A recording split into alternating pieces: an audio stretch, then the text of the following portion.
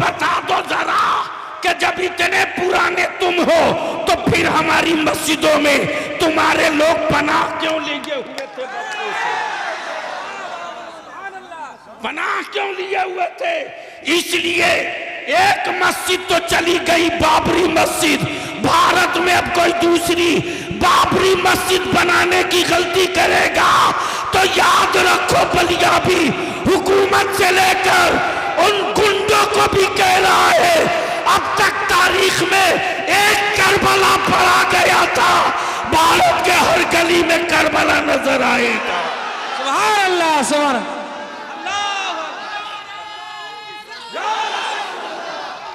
जिंदाबाद, लब्बाइक या रसूल अल्लाह। नारे तकबीर, नारे रिसालत। अरे मेरे ख्वाजा का हिंदुस्तान, मेरे ख्वाजा का हिंदुस्तान। अरे हिंदुस्तान का सुन्नी मुसलमान, अरे हिंदुस्तान का सुन्नी मुसलमान। हुजूर गाज़ी मिल्लत, हुजूर गाज़ी मिल्लत बलियावी साहब, नारे तकबीर, नारे रिसालत। अब ईमान नाम किसका है? बहस इस पर हो जाए। ईमान नाम किसका है? किसी पेड़ का नहीं, किसी जंगल का नहीं, किसी हजरत का नहीं, किसी पहाड़ का नहीं, किसी शहर का नहीं, किसी फर्द का नहीं। फिर ये ईमान नाम किसका है? किसका है? किसका है? तो देख करके तो सब माने हैं, बिन देखे खुदा को वहदहू ला शरीक मान लो। तवज्जो चाहो, बिन देखे खुदा को वहदहू ला शरीक मान लो। सिर्फ इतने से मसले का हल नहीं, इतने से मसले का हल नहीं, बल्कि इसके बाद भी जन्नत देखे नहीं मान लो, फरिश्ते देखे नहीं मान लो, मलाइका देखे नहीं मान लो, कयामत देखे नहीं मान लो, महशर देखे नहीं मान लो। इतने से भी मसले का हल नहीं, अल्लाह के महबूब मुहम्मदुर रसूलुल्लाह को आखिरी रसूल मान लो। अब इसको इसी जगह रोक लीजिए और गुफ्तगू आगे बढ़े। अब सवाल ये उठता है कि नमाज की का गारंटर कौन है, रोजे का गारंटर कौन है, हज का गारंटर कौन है, ज़कात का गारंटर कौन है? ये बहुत अहम पहलू है। लोग बोलते हैं ना, हजरत मैं नाम भूल गया,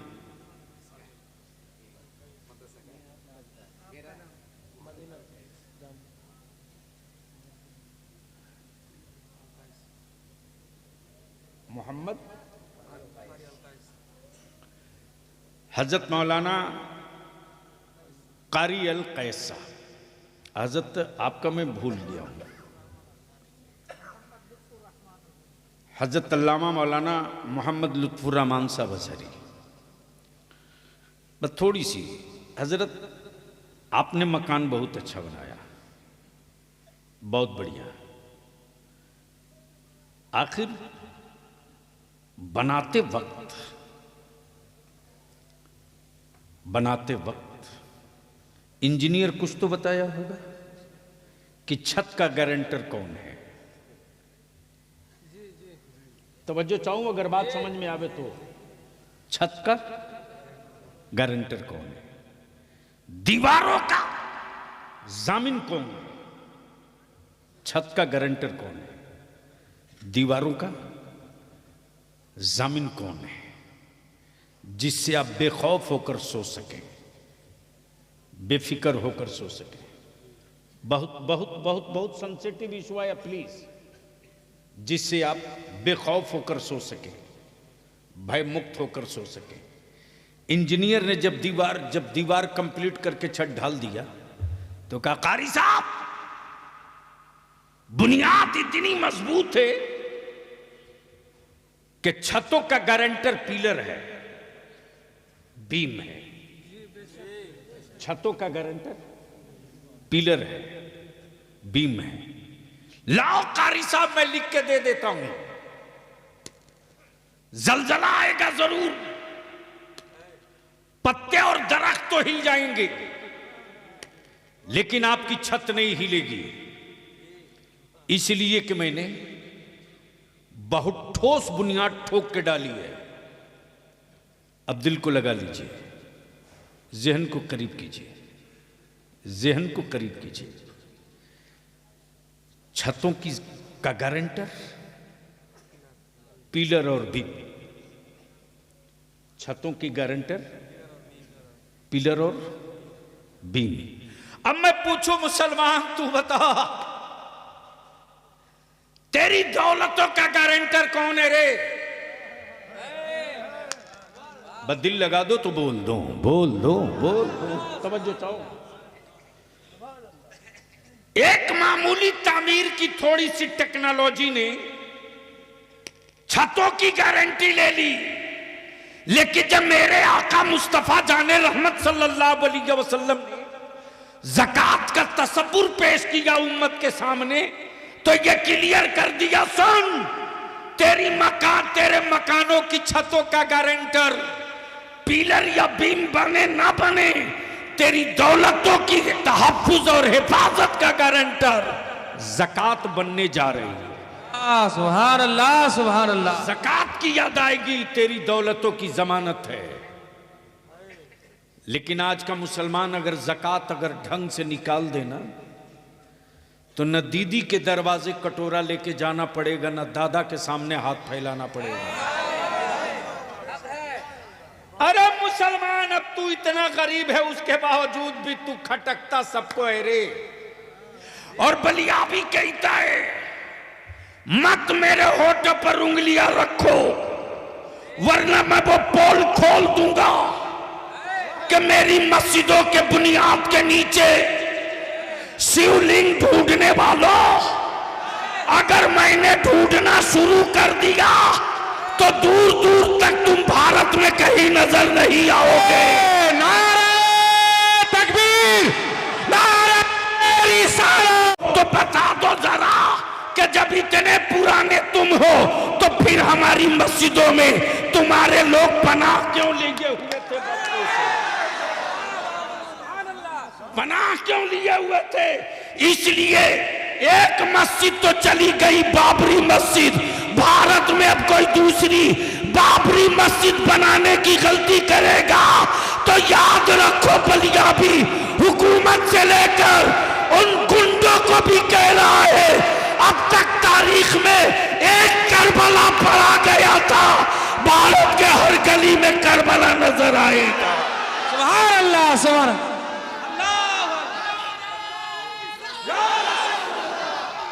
जिंदाबाद, लब्बाइक या रसूल अल्लाह। नारे तकबीर, नारे रिसालत। अरे मेरे ख्वाजा का हिंदुस्तान, मेरे ख्वाजा का हिंदुस्तान। अरे हिंदुस्तान का सुन्नी मुसलमान, अरे हिंदुस्तान का सुन्नी मुसलमान, हुजूर गाज़ी मिल्लत, हुजूर गाज़ी मिल्लत बलियावी साहब, नारे तकबीर, नारे रिसालत। बरसों बाद आज तेरी औलादों की औकात हुई जब तेरे बाप न ख्वाजा से हाथ मिला सके। याद दिला दूं, छठी का दूध याद आ जाएगा। लेकिन अगर चुप है तो बुज़दिल मत समझना, हम अमन पसंद हैं, अमन के झंडे को झुकने नहीं देंगे। हम फसादी नहीं है, हम अमन के अलमबरदार हैं। हमने औलादों को सब्र सिखाया है, हमने अपने बच्चों को शुक्र सिखाया है, हमने अपनी औलादों को मोहब्बत और मरुब्बत सिखाया है। और यही वजह है कि कुफ्र मुंह तकते रह गया, इस्लाम छप्परों में दाखिल हो गया।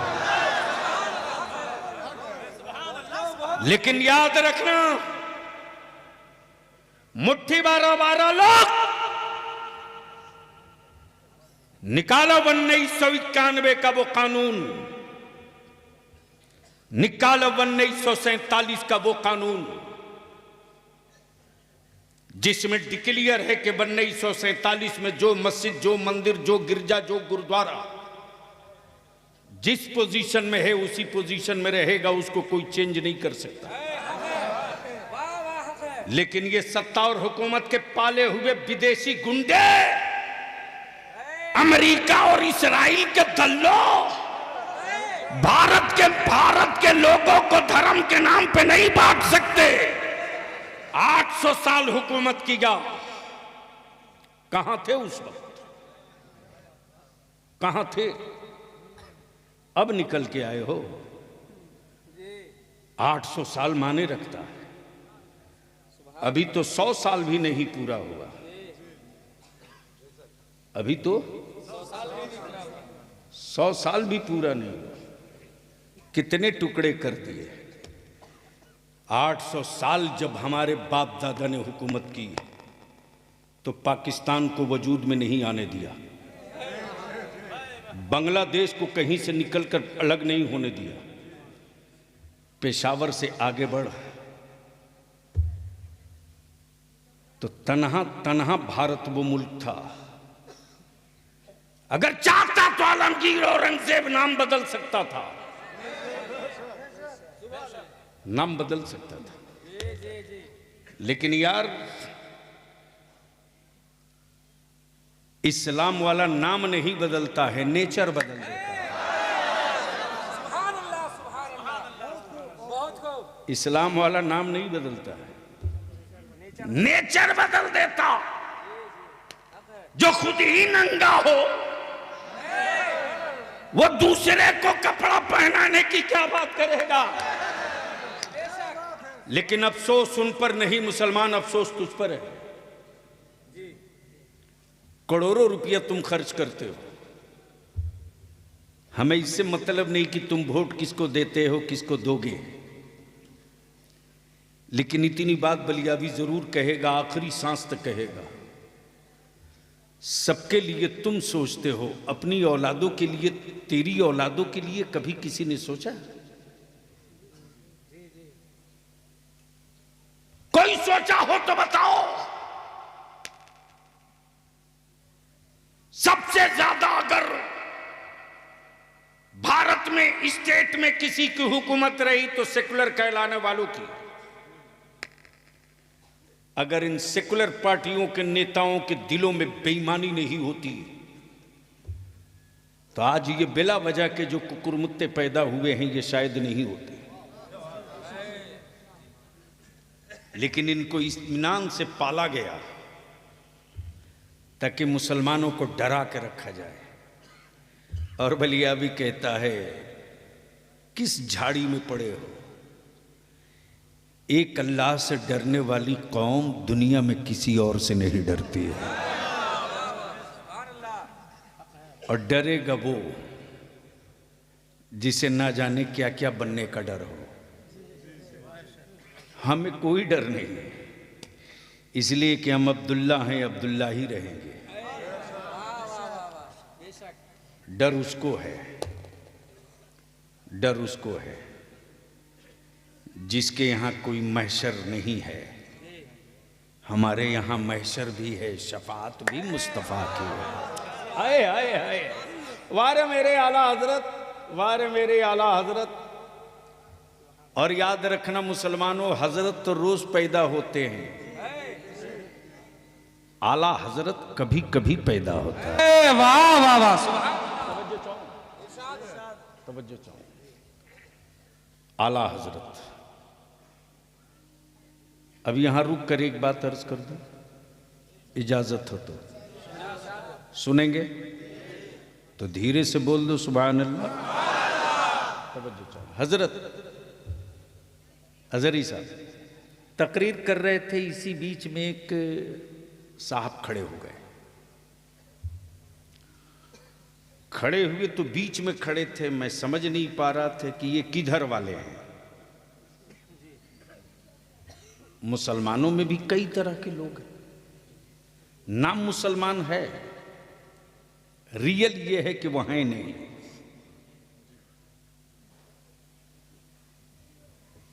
तो मैंने कहा बड़े साहब जरा बाहर निकल आइए। तो जैसे ही पैजामा पर नजर पड़ी तो मैं समझ गया ये किधर वाले। अब जैसे ही दिखे तो मैंने कहा फरमाइए क्या कहना चाहते हैं। बोले आप लोग सिर्फ एक ही रसूल की बात करते हैं। नबी तो बहुत थे, रसूल बहुत थे, किताबी बहुत थे,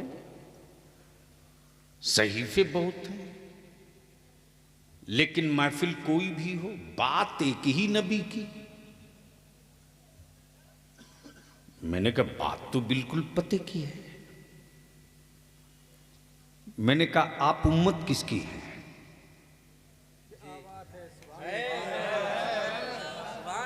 जोर से बोल लो, तवज्जो चाहो। बोले मोहम्मद रसूलुल्लाह की। मैंने कहा तो आप तो नारा तुझको लगा ही देना चाहिए, मैं उसी नबी की बात कर रहा हूं। वाह वाह सुभान अल्लाह। अंदर का खोट और अंदर का पाप बाहर आ गया। बोला कि फातिहे की महफिल आपके यहां होती है। मैंने कहा आपके यहां नहीं होती। तो कोई जवाब ही नहीं दे रहा। मैंने कहा मेरे यहां एक फातिहा नहीं है, रोज फातिहा है। अमन नमाज बगैर फातिहे की नहीं है।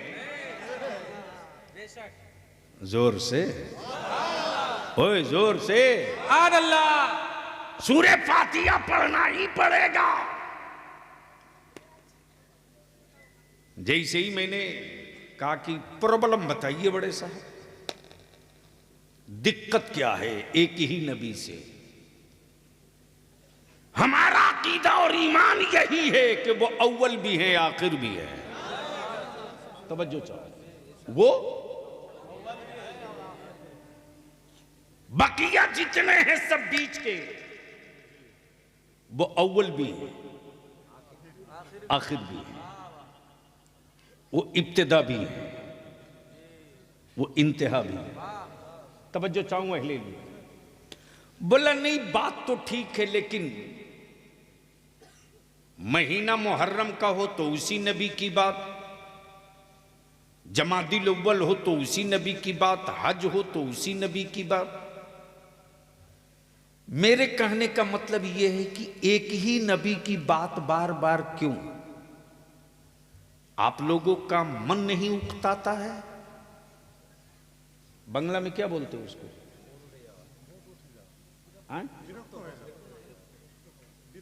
विरक्तो।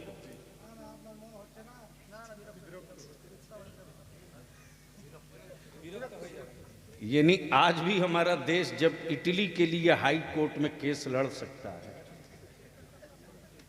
नहीं मालूम है तो सुन लीजिए आप लोग। रसगुल्ला का मुकदमा कोर्ट पहुंचा हुआ है। बंगाल वाला बोलता है रसगुल्ला हमारा है, तो उड़ीसा वाला बोलता है नहीं बाबा ये हमारा है। अब सोच सकते हैं तो बिहार वाला क्यों पीछे रहे? वो भी बोल दिया लिट्टी पर भी लड़ाई होगी।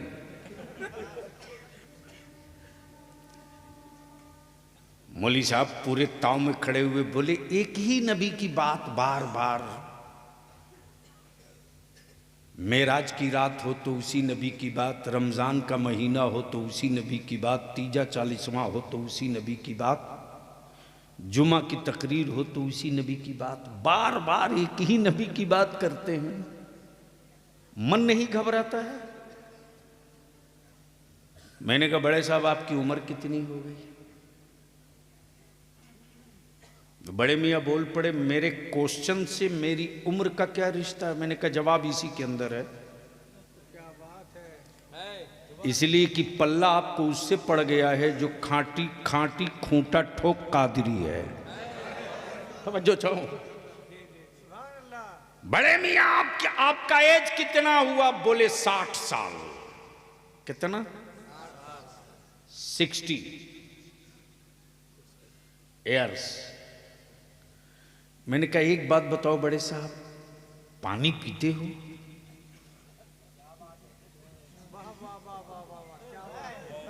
समझ में आया हो तो बोलिए। जल खाता है?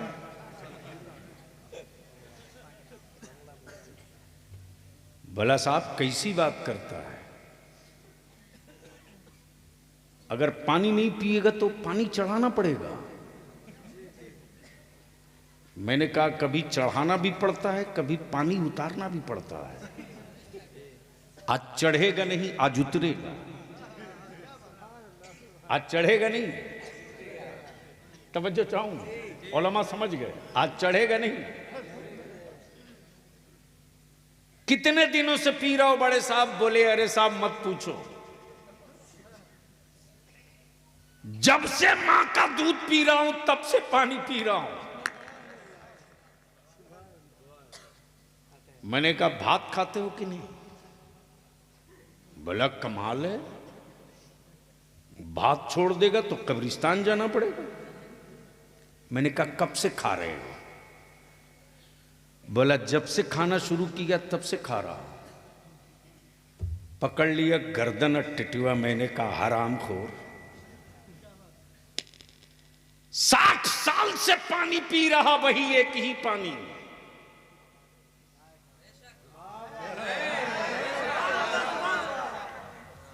एक दिन के लिए बदल के दिखा। एक ही चावल का भात खाते हो गए 60 साल। 24 घंटे के लिए प्लास्टिक वाला ट्राई करके देख। मौली साहब झुंझला के बोल पड़ा, ये रोटी चावल पानी मेरी जिंदगी की बुनियाद है। रोटी चावल पानी छोड़ दूंगा, मर जाऊंगा। मैंने कहा तुझ में अहमद रजा वालों में यही फर्क है, तू रोटी पानी छोड़ दे तो तू मर जाए, हम मदीने वाले मुस्तफा का जिक्र छोड़ दे तो हम मर जाए। नारे तकबीर, नारे रिसालत, मसला के आला हजरत, मसला के आला हजरत उलमाए अहले हदीस, नारे तकबीर।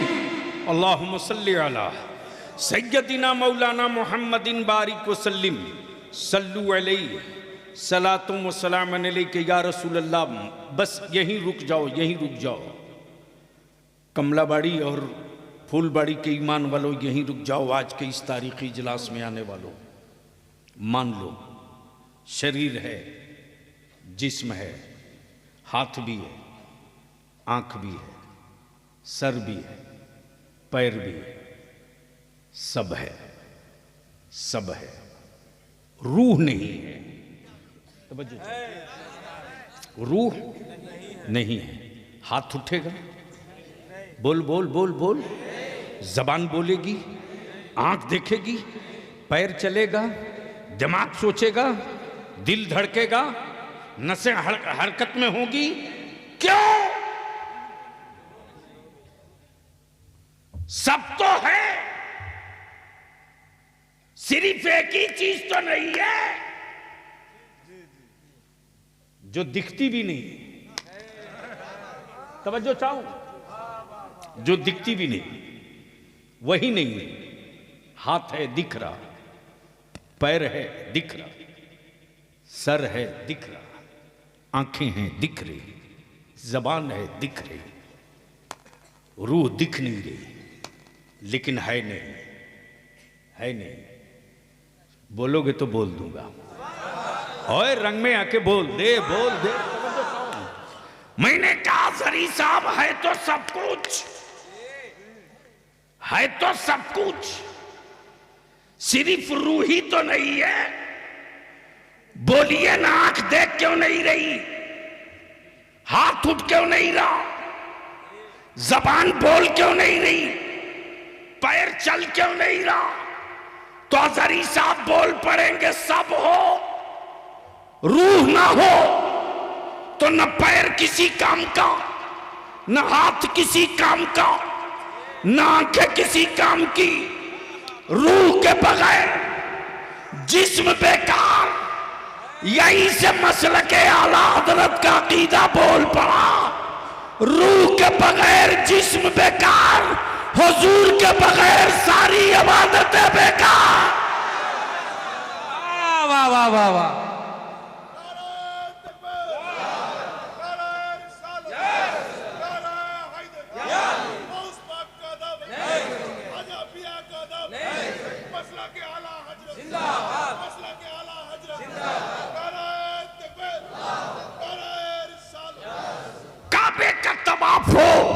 मुस्तफा ना हो, काबे का तवाफ हो और नबी ना हो, रुकू और सजदा हो और मुस्तफा ना हो, ज़कात की अदायगी हो और नबी का तसव्वुर ना हो, रुकू और क़याम हो, मुस्तफा का तसव्वुर ना हो, तो ऐसे ही है जिस तरह रूह के बगैर जिस्म किसी काम के नहीं, उसी तरह हुजूर के बगैर इबादत भी किसी काम के नहीं। अब इसको इसी जगह थोड़ी देर के लिए रोक लो। आप कहोगे कि बलियाबी साहब झगड़ा किस बात का है, कहोगे ना? अरे बोलो ना, जोर से बोलो, जोर से बोलो। तो चाहे मेरी जमात का हो या किसी और की जमात का हो, बुखारी तो सबके यहां पढ़ाई जाती है। जोर से बोलो, जोर से बोलो, तवज्जो चाहो। लेकिन पता नहीं उनके यहाँ कौन वाली पढ़ाई जाती है, हमारे यहाँ तो वो पढ़ाई जाती है जो मेरे मुस्तफ़ा अलैहिस्सलाम के अल्फाज पाक हैं।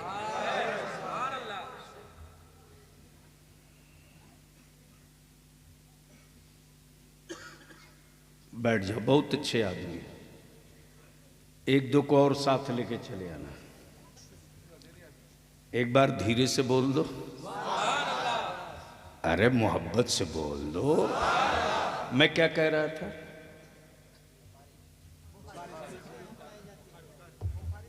हाय हाय हाय हाय, वाह वाह वाह वाह। कसम खुदा की लफ्ज़ बुखारी का तसव्वुर आते ही इल्म वाला इतराने लगता है। तवज्जो चाहो। अब एक साहब पैजामा उठा उठा के भाषण दे रहे थे, हम अहले हदीस हैं, हम अहले हदीस हैं, हम अहले हदीस हैं। मैंने कहा हदीस में दिखाओ कहाँ लिखा है अहले हदीस। अजहरी साहब, आप तो जामे अजहर, वहाँ सारी स्याह सित्ता आपने पढ़ ली, अहले हदीस कहीं हदीस में है? सिर्फ हदीस है, अहले हदीस नहीं। सोन ईमान वाला, झगड़ा चादर का नहीं, झगड़ा उर्स का नहीं, झगड़ा नियाज फातिहे का नहीं। ओ मर्जी तेरी, बाप तेरा मरा, फातिहा पढ़ मत पढ़। और अगर इतने ही कलेजे में दम है, अगर सवाब नहीं पहुंचता है, तो मस्जिदों की तामीर के वक्त चंदा मांगते वक्त ये क्यों कहते हो कि गिट्टी दे दो सवाब क़यामत तक मिलेगा? तवज्जो चाहो। सीमेंट दे दो सवाब क़यामत तक मिलेगा, दे दो। अमा यार, ये पहाड़ों की गूंगी गिट्टियां, ये ना जाने किसके कारखाने का बना हुआ छड़, ये पत्थरों का पिसा हुआ पाउडर सीमेंट, ये बेजान पत्थर, सवाब क़यामत तक। बोल यार, बोल यार, हाय हाय हाय। इसलिए ये इल्जाम मत लगा, हाँ खन ठोक के बलियाबी कहेगा सिराज अखी मेरे यहां पैदा हुआ तो हम उर्स नहीं करेंगे तो कौन करेगा? अलावल हक पंडवी मेरे यहां पैदा हुआ तो हम फातिहा नहीं पढ़ेंगे तो कौन पढ़ेगा? नारा भी लगाया तो इसे डर के लगाओ ठोक करके, यार अभी तो नारे की जरूरत है।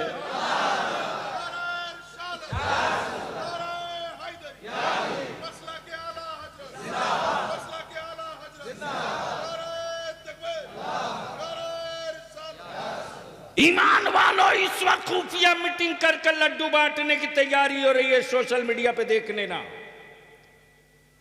यहूदियों के खैरात खोर इस वक्त बड़ी खुशी मना रहे हैं कि सत्ता का बुलडोजर अजमेर तक जाएगा। बलिया भी कह रहा है उस गलतफहमी में मत रहो, अब तो सही जगह हाथ डाल दिए हो। अब तक दीवारों से टकरा रहे थे, अब मौला अली के बेटे से पंगा पड़ गया। नारे तकबीर, नारे रिसालत, दोनों हाथों को उठाए, लब्बाइक या रसूल अल्लाह, लब्बाइक या रसूल अल्लाह, लब्बाइक या रसूल अल्लाह, लब्बाइक या रसूल अल्लाह, लब्बाइक या रसूल अल्लाह। नारे तकबीर, नारे रिसालत। अरे ख्वाजा का हिंदुस्तान, अरे ख्वाजा का हिंदुस्तान, अरे मेरे ख्वाजा का हिंदुस्तान, हिंदुस्तान का सुन्नी मुसलमान। नारे तकबीर, नारे रिसालत, हुजूर गाज़ी मिल्लत, मुफक्किर इस्लाम। नारे तकबीर, नारे रिसालत। और आज तुम जो सोच नहीं सके हो वो तेरे बाप दादा सब करके निपट के देख चुके हैं, पानी बंद करके देख चुके हैं अंजाम। तवज्जो चाहूं, अहले स्टेज की तवज्जो चाहूं, पानी बंद करके अंजाम देख चुके हो। और गरीब नवाज के लेट जाने के बाद अजमेरे मोहल्ला में पावर भी देख चुके हो। ना चाहते हुए भी चादर भेजनी पड़ती है। अब तो धीरे से बोल दो और जोर से। या और सी बात है कि इंडिया में मेरी चादर ओढ़ने में शर्म आती है, लेकिन सऊदिया में दुपट्टा ओढ़ लेते हैं, कोई टेंशन नहीं होता।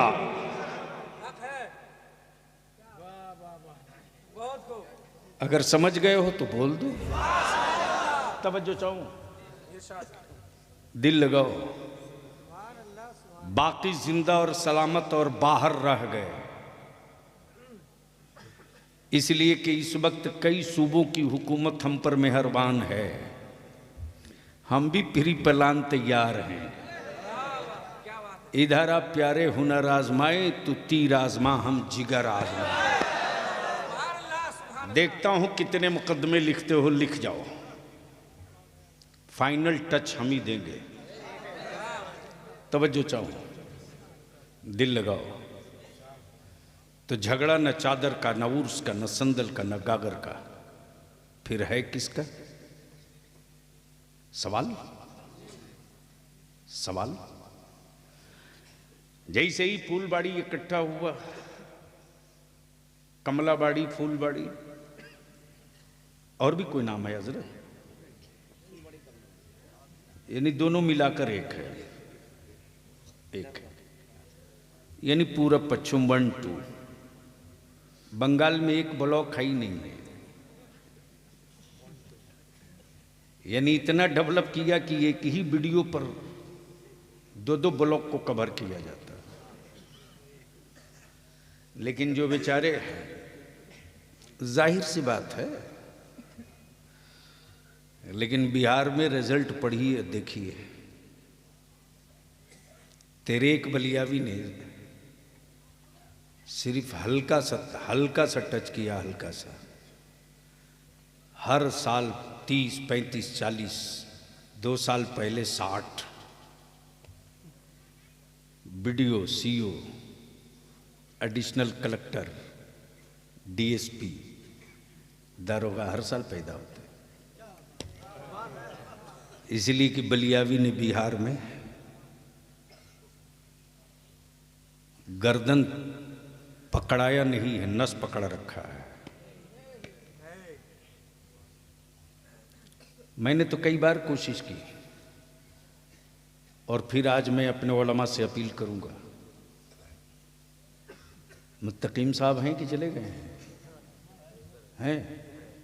दारुल उलूम के जो कमेटी वाले हैं, वो जो सामाजिक और वेलफेयर के लोग हो, वो सब लोग सर जोड़ के बैठो। मुसलमान सिर्फ 2 काम कर दे 5 साल के लिए, 2 काम।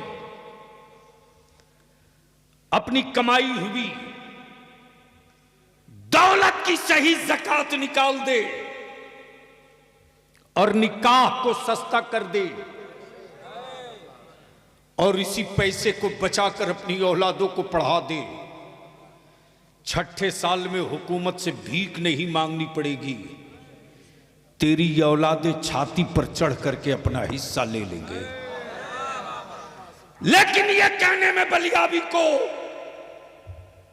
बड़ा दर्द होता है रे, बहुत दर्द होता। जब मुंबई जाता हूं तो हमारे बच्चे सिर्फ एक काम करते हैं, मकानों में इंटीरियर का, मकानों में इंटीरियर का। 30 मंजिला 20 मंजिला बिल्डिंगों पर रस्सा पकड़ के लटक कर हमारे बच्चे अपनी जिंदगी को रोज दांव पे लगाते। हुकूमत में बैठे लोगों को शर्म नहीं आती, इसलिए कि वो जान रहे हैं कि मुसलमान तो विकलांग हो चुका, जाएगा कहां। लेबर बनकर अब अपनी नस्लों को मत जिंदा रखो। मजदूर बनने के लिए तुम पैदा नहीं हुए थे, हुकूमत करने के लिए तुम जन्म लिए थे। हुक्मरां कौम आज मजदूर बन गई और हमने बनाया, गैरों ने नहीं। सिर्फ फजूल खर्ची को बचा दो, 5 साल के बाद तेरी नस्लों को चेंज होने से कोई माई का लाल रोक नहीं सकता। हमने मास्टर मुकीमुर रहमान साहब से मैंने कहा, एक्स MLA साहब से, कि एक ऐसा स्कूल हो जनाब, मुत्तकीम साहब से, उनके सेक्रेटरी से भी, सबसे मैंने कहा एक ऐसा मदरसा हमारा हो जहां दीनियात के साथ साथ हम साइंस भी, मेडिकल भी CBSE पैटर्न पर लेकर चले, ताकि जो बच्चा KG से लेकर के आलमियत तक पहुंचे या हिफ्ज तक पहुंचे वो गुंगा पैदा ना हो। जिस जगह खड़ा हो जाए वहीं औकात बता दे और बोल दे कि अब तक तूने मदरसों की दीवार देखी थी, अब मदरसे की तासीर भी देख ले। इसके लिए जमीन की जरूरत है। और अजहरी साहब, मैं गुजारिश करूंगा कि एक मीटिंग पूरे उलमाए अहले सुन्नत की एक मीटिंग बुलवाइए, मैं टाइम दूंगा। आज चांचल में भी बैठक के लिए आज लोग आए थे, हजरत मौलाना अताउल्ला साहब भी थे और हजरत अल्लामा मुफ्ती ताहिर साहब मिसबाही चांचल से। इसलिए कि ये जितना बड़ा इलाका है उतने ही टारगेट पर है, और इसके लिए कोई न दीदी काम आएगी न दादा काम आएगा। अगर नस्लों के काम आएगा तो मदरसे का बाबा काम आएगा, बाबा। तो झगड़ा किस बात का है बता दूं? अरे बोलो ना, अरे बाप बहुत देर बोलिए, 1:45 बज गया।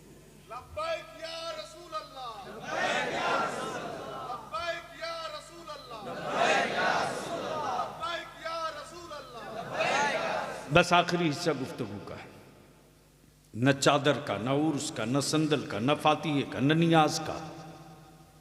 मर्जी आपकी, बाप आपका, फातिहा पढ़ो मत पढ़ो, मां आपकी गुजर गई, नियाज करो मत करो। और ये फातिहा, नियाज, चादर, न उर्स न फर्ज है न वाजिब है। क्लियर। और झगड़ा इसका नहीं है। झगड़ा है किसका, उसको हल्का करके समझा दो। कारी साहब, जैसे ही मैं यहां हाजिर हुआ तो देखा कि फूलबाड़ी कमलाबाड़ी के चौराहे पर एक बहुत बड़ा ड्राम रखा है। ड्राम समझते? ड्राम में क्या रखते? घी, तेल, चावल, आटा, पानी। देखा कि 4-5 ड्राम रखा हुआ है, लाल कपड़े से ढका है, कोई हरे कपड़े से ढका है, कोई वाइट कपड़े से ढका है। जैसे ही करीब पहुंचा मैंने कहा, हजरत ये है क्या? बोले कपड़ा हटा के पढ़ लो क्या लिखा है। अजहरी साहब, जैसे ही कपड़ा हटाया तो शानदार खुशबू, केवड़े की। जब झांक के देखा तो कुछ सफेद कुछ लाल,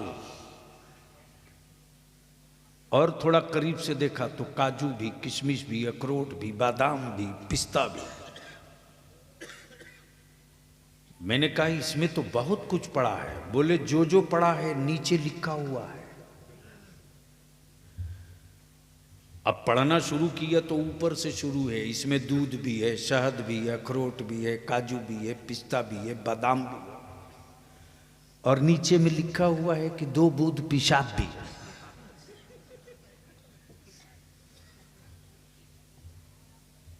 बहुत दिल लगा ना। ऐलान किया जा रहा पियो, दूध भी, काजू भी, पिस्ता भी, बादाम भी, अखरोट भी, सब। लेकिन पढ़ लो, 100 लीटर दूध में 2 ही बूंद तो पेशाब था। ईमान से बोलो,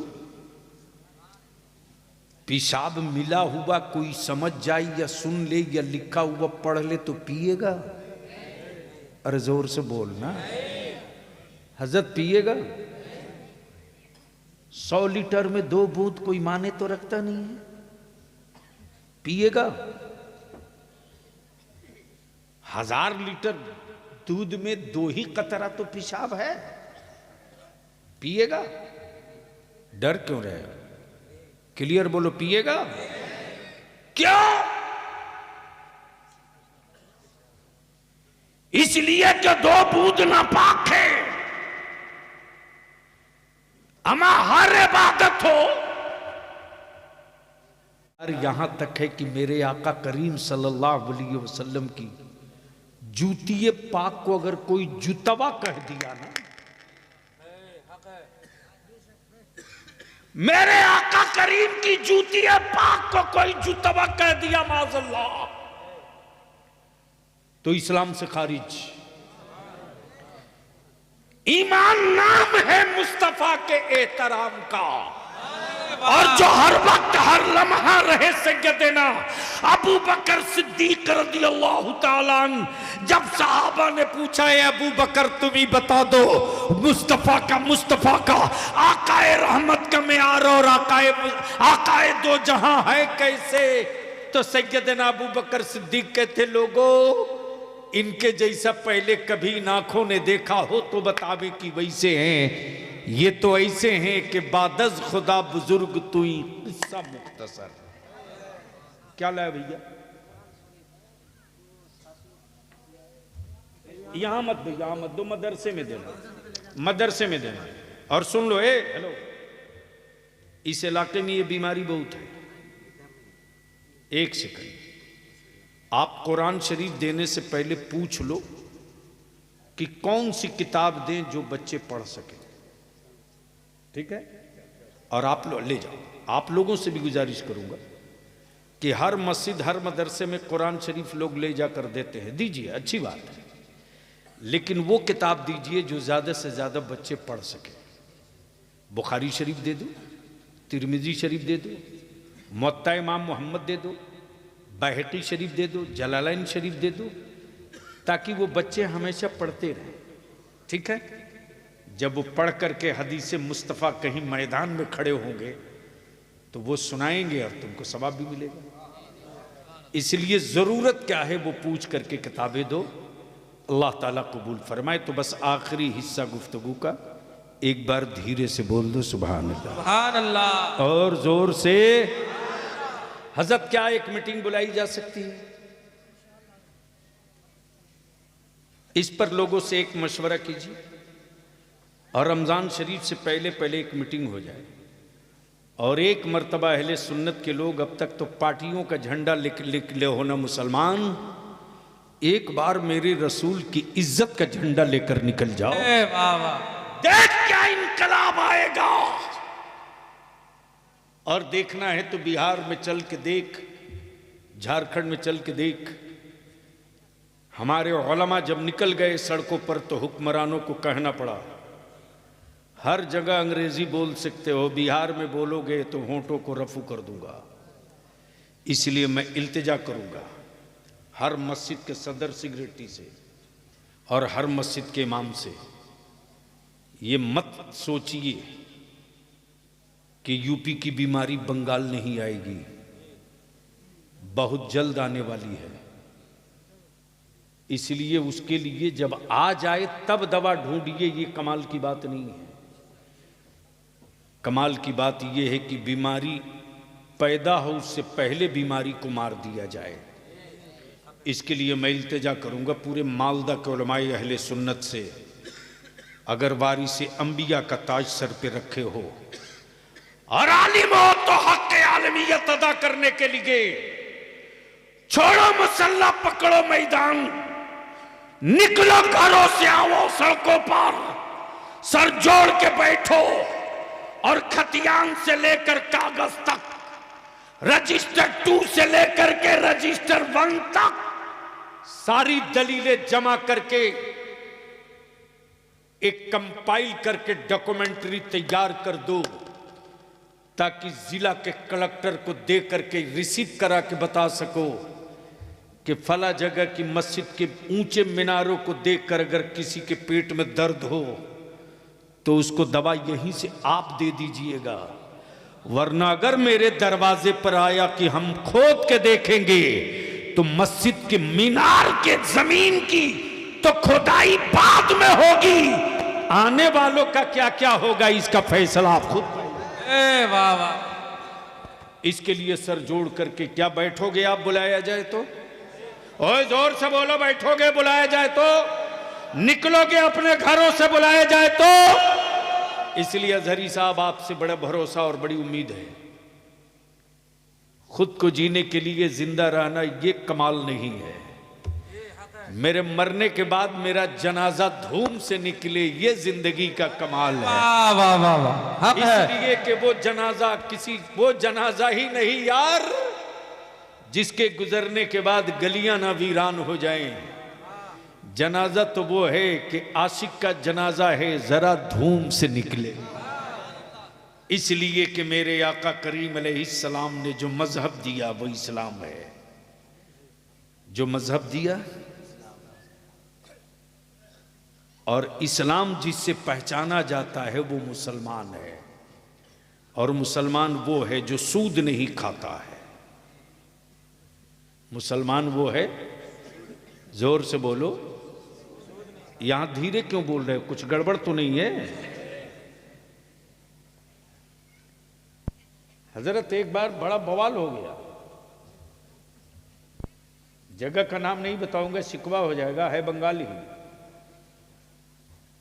कई फॉर्चूनर लेके पहुंच गया। मैं पूछा यार इतने दुबले पत्ता मौलवी के लिए इतना फॉर्चूनर? एमपी रहे तो भाड़े की गाड़ी से चले, ये फॉर्चूनर लेके 4-4, 5-5 क्यों आया? तो एक मौलाना थे, बोले हमारे इलाके का सबसे बड़ा आदमी है। मैंने कहा होगा यार, इससे मेरे को क्या मतलब, जरूर गलत कारोबार करता होगा यार। जब तह में गया तो पता चला कि जनाब सूद का बड़ा कारोबारी है। याद रखना मेरे अजीज, जो तुमने कमाया है साल भर में, जो तुम्हारे पास बची हुई रकम है, इतने पैसे के वैल्यूएशन की बची है कि 7.5 तोला सोना, 52.5 तोला चांदी के बराबर अगर तेरे पास कैश हो, या 7.5 तोला सोना या 52.5 तोला चांदी की कीमत या चांदी हो, तो आप पर ज़कात वाजिब है, और सैकड़े में 2.5 रुपया आपको देना लाजमी है। रमज़ान का महीना सामने आ रहा है, अपनी कमाई का हिसाब करके एक जगह इकट्ठा कर लो। मकानों की छत की गारंटी, पिलर और बीम है, तेरी दौलत की हिफाजत की गारंटी ज़कात है। अगर अपनी कमाई का पाई का ज़कात, हजरत मैं क्या बताऊं, बनारस का वाकया है, मेरे आंखों देखा। इसके बाद तो बलियावी की आंखें खुशियों से छलकने लगती। एक बड़े सेठ के शोरूम में आग लग गई, शोरूम में, और कोई साड़ी जो सबसे कम पैसे की साड़ी थी वो 7,000 की। 7,000 से शुरू है, 5 लाख तक की एक एक साड़ियां थी, यानी कई 100 करोड़ का वो शोरूम था। रात को टेलीफोन कर रहा है, मार्केट का कोई पहरेदार, सेठ तेरे शोरूम में आग लग गई। सेठ फायर ब्रिगेड को फोन नहीं कर रहा, पुलिस स्टेशन फोन नहीं कर रहा, सेठ अपने मुंशी को फोन कर रहा और कह रहा कि देख कहीं ज़कात की रकम हमने कम तो नहीं निकाला है। बोल यार, बोल बोल बोल, तवज्जो चाहो, हिसाब कर। भाई कह रहा दुकान से शोले निकल रहा, कारा निकलने दे। मेरा ईमान है, ईमान कि जितने माल की मैं ज़कात निकाल चुका हूं, आग की औकात नहीं है कि उस माल की शक्ल और सूरत ही आग बदल सके। हिसाब करने दे। मार्केट में लड्डू बट रहा था गैरों के यहां की फला अब्दुल्ला सेठ की पूरा शोरूम जल गया। अब तो यह खड़ा नहीं हो सकेगा।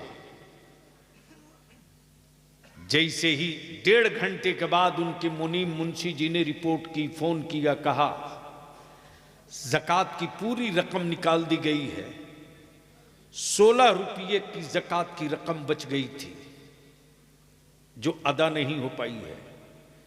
कहा चल अब दुकान का और शोरूम खोल। देखा ज़कात का कमाल देख। जब खोला गया तो सिर्फ पापोश जला था। बोल यार, बोल बोल, सिर्फ पापोश जला था। न किसी साड़ी का रंग डिस्कलर हुआ, न कहीं धुएं का असर पहुंचा। शोले निकलते रहे, आग पड़ोस में लगी, सिर्फ पापोश जला। तब सेठ ने कहा मेरे अल्लाह, ज़कात की अदायगी का इनाम हमने दुनिया में देख लिया। मेरे आका करीम ने गारंटी दी है कि जिस माल की ज़कात अदा की जाएगी न वो माल लूटा जा सकता है और वो न माल कभी तबाह हो सकता है। इसलिए मैं इल्तिजा और अपील करूंगा कि ज़कात की रकम देते वक्त मदरसा जामिया मोहम्मदिया मदीनतुल उलूम के एक बच्चे की खुराकी एक आदमी ज़कात की रकम से ले लो। 2 बच्चे की खुराकी, एक खुराकी 5,000 मान लो, तो ज़कात की रकम अगर आपकी 20,000, 25,000 या 1 लाख निकले तो सबको दे, लेकिन एक बच्चे की साल भर की आप खुराकी ले लो। और मैं जामिया मोहम्मदिया मदीनतुल उलूम के असातिज़ा से और अराकीन से अपील करूँगा कि सिर्फ मौलाना बनाने से मसले का हल नहीं है, सिर्फ हाफिज़ बना देने से मसले का हल नहीं है। वक्त और हालात ये कह रहे हैं कि अब हाफिज़ के साथ साथ वकील भी बनाने की ज़रूरत है और हाकिम भी बनाने की ज़रूरत है। इसलिए कुरान हदीस तफसीर के साथ साथ हम कम उम्र के बच्चों को उस लाइन पर चढ़ा दें कि हमारे बच्चे हाफिज़ कुरान भी हों और डॉक्टर इंजीनियर भी बने, वकील एडवोकेट भी बने, स्टेट सर्विस कमीशन में भी जाएं। इसलिए कि मस्जिदों के मेहराब पर खड़ा होकर आलिम मसल्ला बचा लेगा। पढ़कर बच्चे जब पावर का कलम हासिल कर लेंगे तो ज़िला और कलेक्ट्रेट में खड़ा होकर के मस्जिदों का मीनारा बचा लेंगे। वाह वाह, यार जिंदा सोहबत बाकी। वाखिरु दावाना अनिल हम्दुलिल्लाहि रब्बिल आलमीन। अस्सलामु अलैकुम। दस्तारबंदी होनी है।